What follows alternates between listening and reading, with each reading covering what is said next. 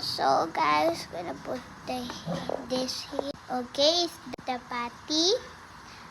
Okay. Flip.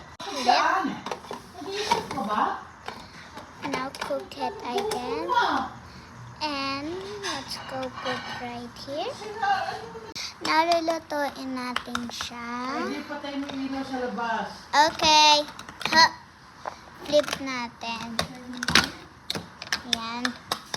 Patapos na siya. Tapos na. Lalagay natin dito. Ayan, linagay natin dyan. Lagay natin yung patty. Lagay natin yung cabbage. Lagay na natin yung at kunin na natin yung ice cream. Pahalang natin yung cone at kunin natin yung chocolate ice cream. 25 pesos lang to. Bili na kaya anong gusto niya. Okay, bye!